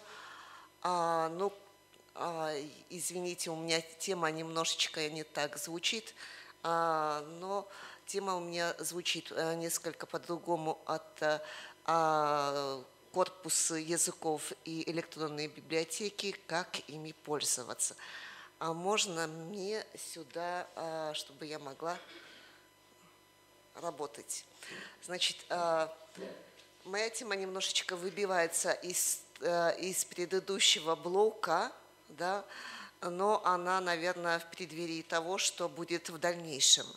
Если мы говорим о том, чтобы наши языки были современными и чтобы ими пользовались, в том числе молодежь и дети, мы должны дать нашим языкам возможности и инструмент, да ведь? То есть никто за нас это не сделает, мы должны это сами сделать. И речь, конечно, в первую очередь идет о том, чтобы наши языки были очень грамотно и качественно представлены в интернете, потому что сейчас без интернета жизнь вообще как немыслима. И если наши дети, наша молодежь и мы сами сидим в интернете, то наши языки тоже должны быть там. Как сейчас говорят, если нет языка и народа в интернете, то, в принципе, его уже не существует. Хотя я с этим не особо согласна, но, тем не менее, это объективная реальность. Да? И сейчас очень модно говорить о таких серьезных вещах, даже не модно говорить, об этом надо говорить, о том, что корпусная лингвистика должна развиваться, что библиотеки должны переводиться в электронный формат и так далее. Слышали, наверное, об этом, да? Скажите, пожалуйста, поднимите руки, кто знает, что такое, кто-то слышал о корпусе языка? 1, 2, 3. Ага. А кто слышал что-то про электронные библиотеки? О, больше. Но, тем не менее, опять же, не все. Это, конечно, хорошо. Давайте сегодня, значит, мы немножечко познакомим, что такое что такое корпус языка, что такое электронная библиотека и зачем они нужны. На самом деле, вот эти понятия, они должны на сегодняшний день быть в любом языке. потому что наличие корпуса языка в электронном виде, наличие электронной библиотеки показывает уровень развития языка любого в компьютерных технологиях. И я хочу просто на примере коми языка, а нас действительно Коми Республику и Чувашию очень много объединяет, в том числе и не только культурная, но и, скажем так, общественно-политическая жизнь. У нас очень активна ваша чувашская диаспора. И просто хочу сегодня немножечко показать. Ой, не работает. Работает? Так. Дима, можешь помочь мне? Набрать. Так. И чтобы увеличить просто. Смотри, если что, увеличивать вот так. Ctrl держишь и колесико крутишь. Или уменьшать. Да, увеличивать. Куда увеличивать? Наоборот, надо уменьшить, чтобы было видно. Что еще тебе открыть сразу? Нет, я буду вот обратно. Я, может быть, сейчас буду говорить не совсем о понятных вещах. Если будет непонятно, вы меня спрашиваете. Хорошо? Значит, я хочу вам показать наш опыт. У нас в Коми Республике есть Центр инновационных языковых технологий, который состоит из двух частей. Это бюро официального перевода, которое как раз поддерживает коми-язык на общественном, ну, на государственном уровне. То есть мы по госзаданию все переводим на коми-язык, всю нормативно-правовую документацию, все законы, избирательные бюллетени и так далее, и так далее. И вторая часть – это лаборатория. Она называется очень длинно «Межрегиональная лаборатория информационной поддержки функционирования финно-угорских языков». И вот задача этой лаборатории как раз обеспечить, чтобы коми-язык был вообще очень хорошо представлен в электронном информационном пространстве. В том числе мы создаем различные словари, различные образовательные ресурсы и так далее. Ну, а сегодняшний день, на сегодня мы поговорим о двух разработках.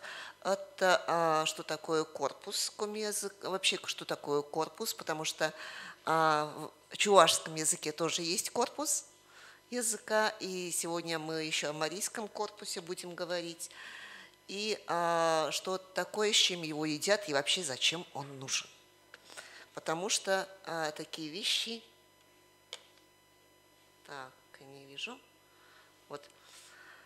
Итак, что такое корпус языка?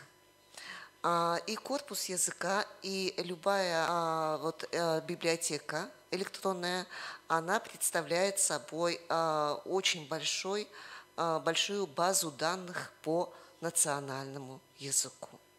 То есть для того, чтобы эти такие мощные вещи делать, да, нужно сначала все книжное наследие, которое есть, его цифровать, переводить в цифровой формат.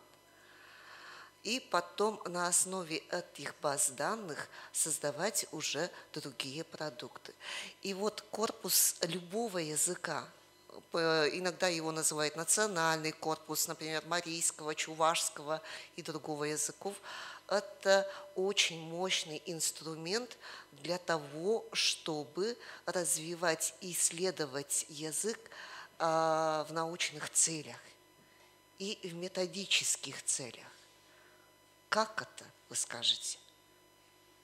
Да потому что здесь заключены, вот в корпусах языка заключены все данные, это база данных по языку. И любой корпус национального языка считается репрезентативным, доказательным, если там более 20 миллионов словоупотреблений. Вдумайтесь, 20 миллионов словоупотреблений, да? Это очень много. А в нашем корпусе комязыка более 60 миллионов словоупотреблений. Что это такое и что можно с этим корпусом делать? Потому что ваша работа у вас в чувашском языке, это тоже работа ведется, и вы должны понимать, как можно этот инструмент использовать. Не только научные сотрудники чувашского языка, да, которые исследуют, но и школьники, и преподаватели, и другие, в том числе, например, журналисты. Так, ну, во-первых, нужно сказать, видно хорошо? Нужно сказать, что в любом корпусе языка можно взять информацию о любом слове, которое здесь встречается в этом языке, и причем получить абсолютно разноплановую информацию. Ну, например, в качестве примера приведу один хороший пример. В комязыке с недавнего времени начало использоваться слово «канму». Так, сейчас минуточку наберем. Так, переход. Так, как перевести? Канму.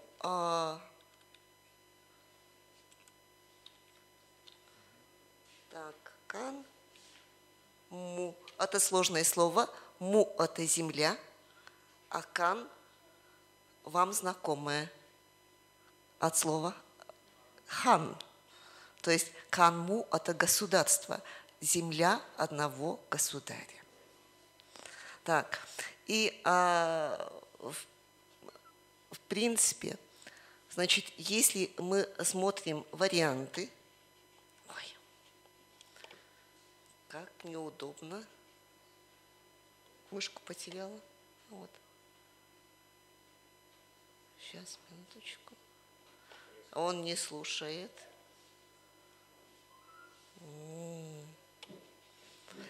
Я хочу показать, что при помощи... Нет, не слушает. Не слушает. Прошу прощения.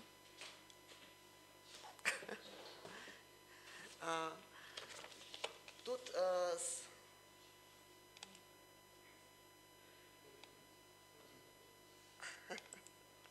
техника подводит. Ага. Давайте пока так. А как мне потом двигать?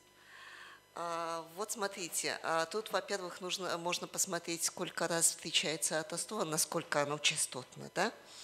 Так, результаты словоупотребления, вот смотрите, если у нас в корпусе более 63 миллионов словоупотреблений, то слово «канму» встречается только больше 1000 раз. То есть это показывает, что это новообразование, да, ведь? Так, но мы можем еще посмотреть, когда это слово было создано, когда оно вошло. Как двигать? Блин. Извините. Мне нужно обратно поиск вернуться.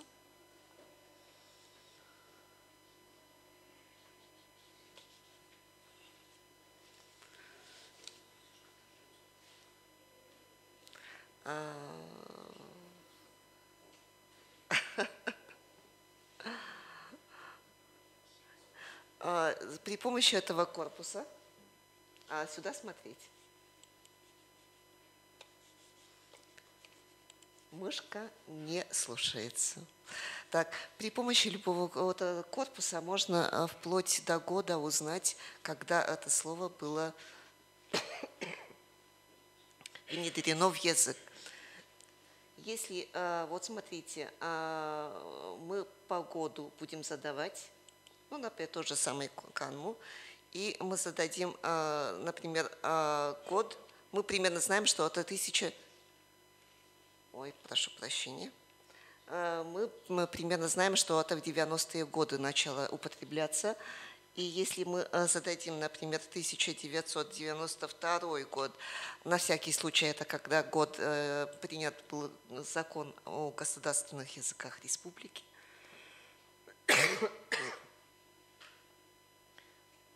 делаем поиск и говорит, нет, в этом году еще этого слова не было. Делаем другой год, ну, например, 94-й, 2 года уже прошло, уже самостоятельность-то должна быть, да? Говорит, опять нет. На самом деле это слово появилось у нас в 96-м году, видите, вплоть до года. Да? И мы знаем, что это слово вошло у нас очень интересно по правам человека. Был перевод декларации по правам человека, и в первый раз это было слово употреблено там. Или, например, другой пример в качестве, как можно какую информацию найти. Давайте найдем общественно-политическую информацию о том, насколько наши высшие чиновники открыты для общества. Так, сравним 2 фамилии, насколько они активно используются в комязычной прессе. Фамилии 2 наших глав. Ну, фамилию Гапликов. Фамилия это известна вам? Да. Ваш человек, который стал нашим. Так. Нет, год, сейчас, минуточку. Год мы уберем. Так, естественно, в 96-м году его не было у нас.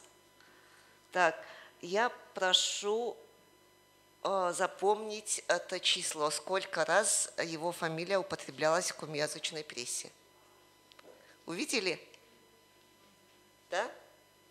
878 раз. А? Так, Князева сейчас мы можем тоже посмотреть.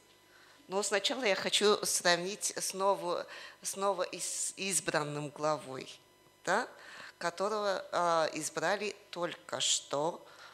Так, и фамилия его очень интересная. Так.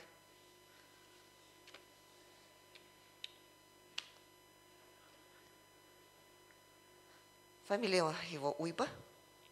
Он меньше года у нас. Сколько количество? 334. Ну, делайте выводы сами, насколько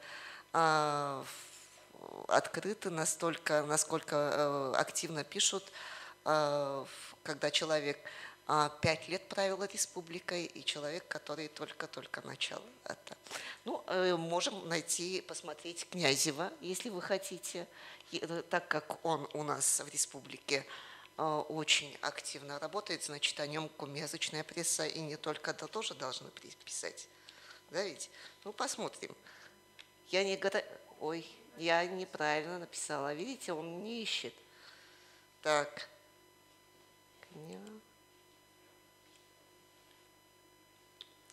Так, и не факт, что...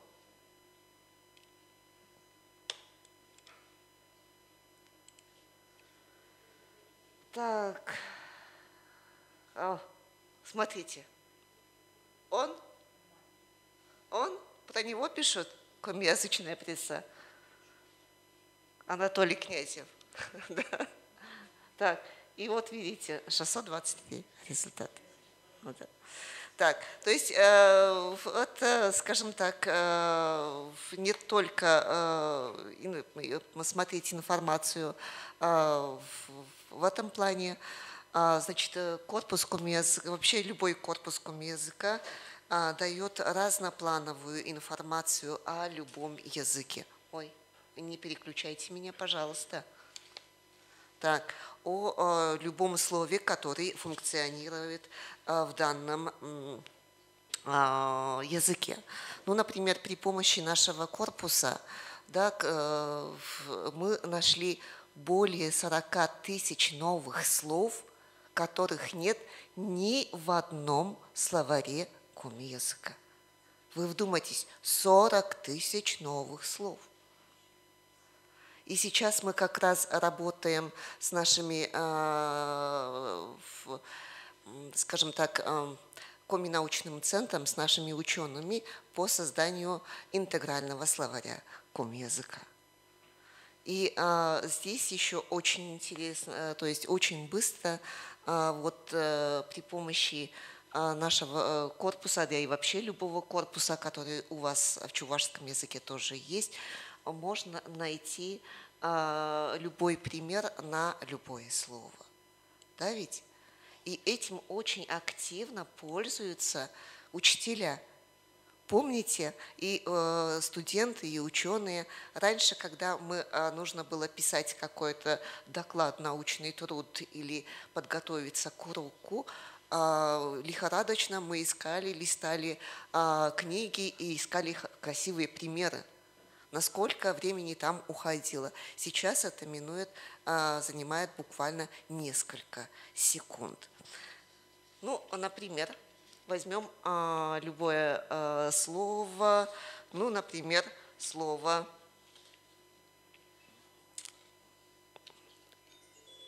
«йен». «Йен» – это Бог. Да? Мы просто посмотрим.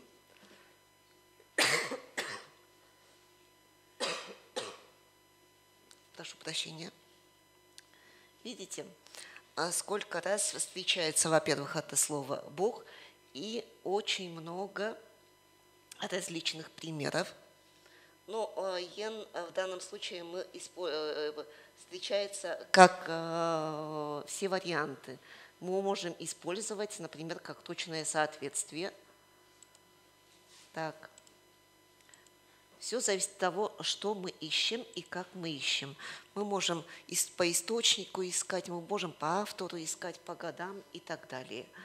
Вот чисто по Богу. Вот посмотрите, сколько примеров. Причем везде можно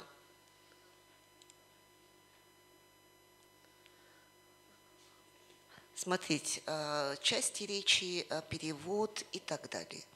Это очень, конечно, хорошие ресурсы, и я думаю, что с каждым годом этот корпус у нас будет увеличиваться, так же, как и в чувашском языке, так же, как и в марийском. Но это очень кропотливая работа.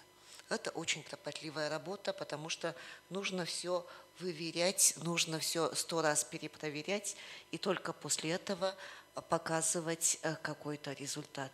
То есть это репрезентативная база данных. И вторую вещь, которую я хочу сегодня тоже показать вам, наверное, она более будет интересна и более практична, ну, как приближена к сегодняшней идее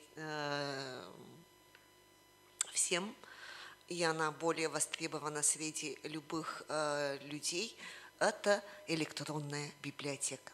Я хочу сказать, что наш центр – это не библиотека, она не национальная, мы вообще не библиотека. Мы просто лаборатория, мы просто центр, который решил создать вот такие электронные полнотекстовые библиотеки на наших языках. Значит, вот перед вами Коми онлайн-библиотека. Как мы его создаем? Для того, чтобы после оцифровки всех книг, то есть мы очень много книг цифруем, но для того, чтобы сюда разместить полный текст, вы сами знаете, понимаете, что мы должны получить это разрешение автора или наследников. И мы очень активно работаем. Мы знаете, сколько раз, как долго начали уговаривать писателей, поэтов, чтобы они дали нам разрешение. Первые годы, знаете, никто не хотел давать нам разрешение. Все думали, если мы сейчас вам дадим разрешение, вы разместите в интернете, мои книги не будут продаваться. То есть меня больше не будут издавать. А оказалось наоборот. То есть людей начали знать, то есть если мы выкладываем информацию про того или иного писателя и его книги в интернете, это же доступ для всего мира. И очень хорошо, я просто сейчас благодарна нашим писателям, поэтам и их наследникам, то, что они сейчас сами приходят и говорят, может, мы разместим у вас? И с другой стороны, понимаете, это ведь еще возможность бесплатно опубликовать свои произведения. Пока дождешься, пока тебя издадут, пока до тебя дойдет очередь, в том числе по социально значимой программе литературы, да? А тут, в принципе, можно это все. И, конечно, мы заключаем различные, официальные договоры. Я просто хочу вам показать, значит, на сегодняшний день в нашей Коми онлайн-библиотеке более 9000 произведений, полнотекстовых. Так, и здесь они представлены вот таким образом. Ну, я просто хочу показать одну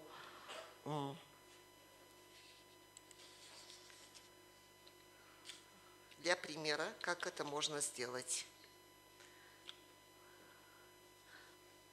Молодая у нас поэтесса Баженова Ольга, полнотекстовой, вот здесь представлен. И можно еще слушать. Можно звук включить. Послушайте, коми язык как звучит.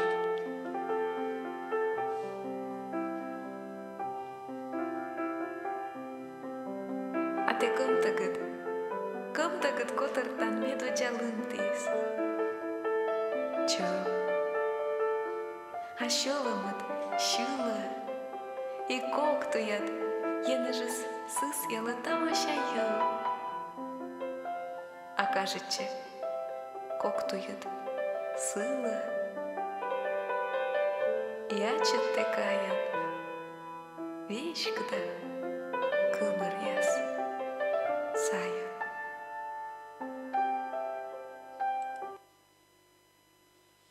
Приятно послушать.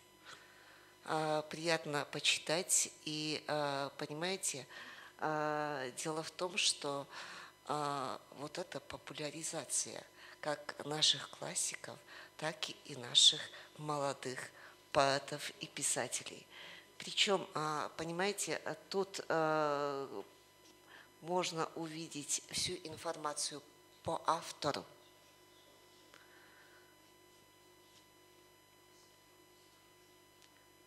Вот посмотрите.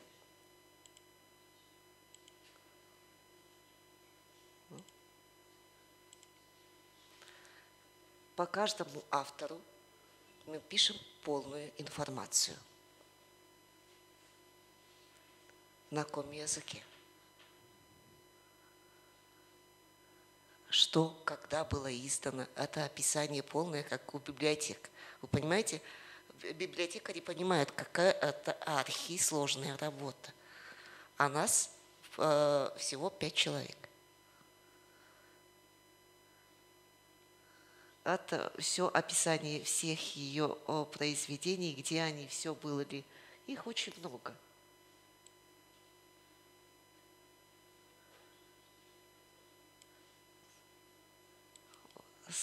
дополнительная информация от Коми Википедия.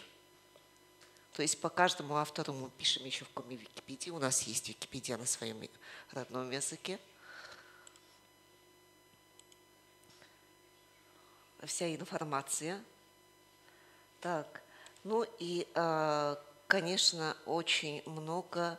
Вот смотрите, сколько электронных, сколько мы произведений у нее выставили.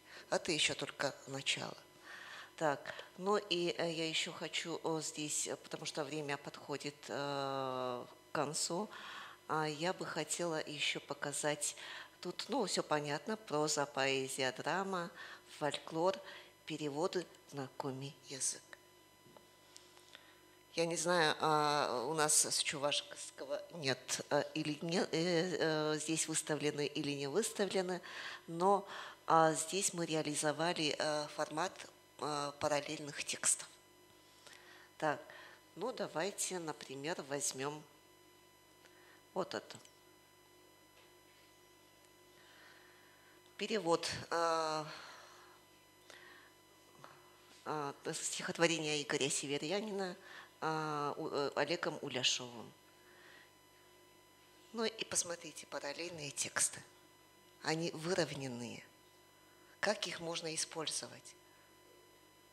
Во-первых, конечно, в создании машинного переводчика. Да? Когда выровненные тексты, параллельные тексты, они очень важны при создании вот этих других вещей. И, во-вторых, когда мы говорим о воспитании толерантности и межнационального согласия, вот на уроках литературы, русской литературы, может использовать национальный язык, когда мы параллельно будем читать это стихотворение, например, на 2 языках. А если такого перевода, например, еще на другие языки есть? Знаете, как это интересно слушать вживую одно и то же произведение на разных языках. То есть какой лучше? Может, на нашем национальном языке перевод будет звучать интереснее, чем на оригинале? Вот это дает возможность детям почувствовать красоту и возможности нашего национального языка.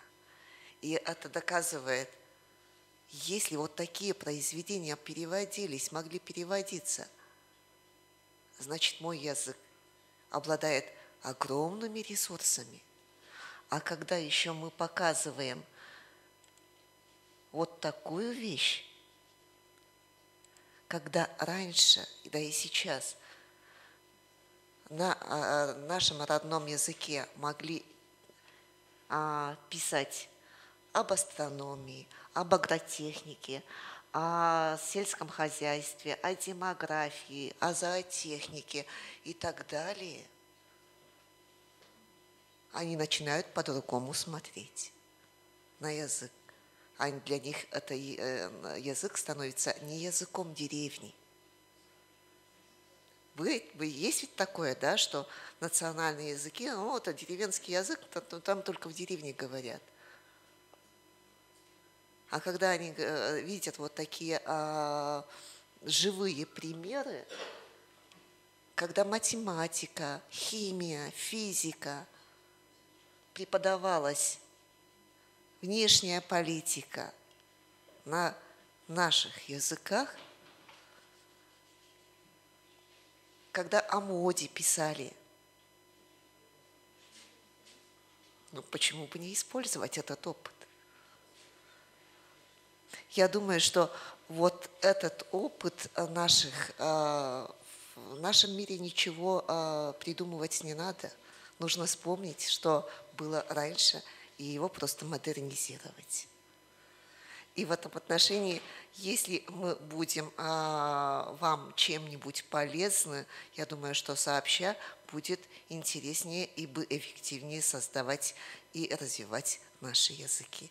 Посмотрите, пожалуйста, мы с удовольствием готовы к сотрудничеству, к любому, потому что если мы не сами будем делать и развивать наши языки, вместо этого никто нас не сделает. Спасибо. Я готова к вашим вопросам.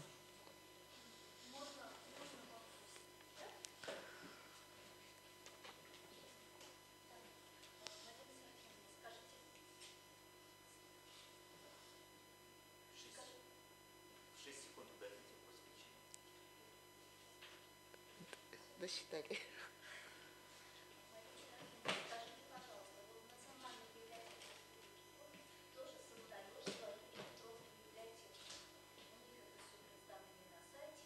И как вы с ними взаимодействуете? Как строятся ваши с ними непосредственно отношения? Это мне, поскольку я работаю в библиотеке, мы тоже проводим эту большую работу по созданию электронной библиотеки. Мне это очень интересно.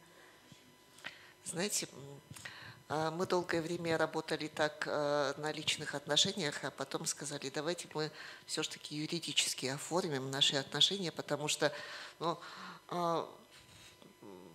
все равно это разные учреждения, и для того, чтобы избежать каких-то вопросов, да, нужно,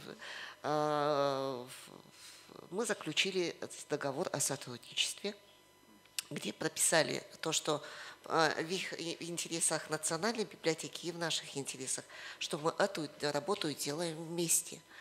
И это, знаете, потому что действительно они цифруют, мы цифруем. Основная масса фондов находится в национальной библиотеке, конечно. И как-то, чтобы работа быстрее двигалась. И мы сейчас договорились так, что вот мы составляем список книг, потому что у них тоже есть план, и у вас тоже есть план. И время какой-то оцифровки мы на себя берем, а потом мы обмениваемся. И это у нас в договоре прописано, и у нас это прописано даже в соглашении с нашими авторами, что мы передаем вот то, что мы цифруем, наши копии, тоже национальной библиотеке. И знаете, работа сейчас активнее начала двигаться, и она, я думаю, что будет намного быстрее и эффективнее. Вот такой опыт мы можем, Национальная библиотека может сейчас наша показать вам образец этого договора. И как-то так. Хорошо, спасибо большое.